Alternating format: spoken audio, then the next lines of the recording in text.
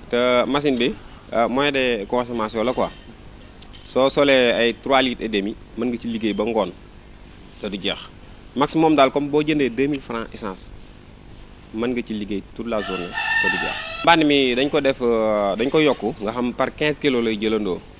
mbànd machine bi léegi su fekkente ne yow da ngaa yor comme par exemple tool yu mag daal da ngay jël 3 personnes comme ça bu kenn ki xëyee 6 heures bu demee ba midi day wàcc nga joxaat keneen ki moom mu dem ba 4 heures mu wàcc keneen bu demaatee ba 19 heures mu wàcc da ngay mën a am 500 kilos juróomi barigo par jour waaw. nga xam tonne bi 2 jours nga koy ji daal une tonne gerte nga ji ko ci ñaari fan te moteur bi dina ko mën a tenir attan na ko. liñ bëgg ëpp na lii mais amuñu moyen bi buñ ko defee am na ay machines yu bari yu ñu soxla yoo xam ne suñ ko amoon danañ liggéey lu gën a jaar yoon lii. Amdy Niass ak ndaw yi mu àndal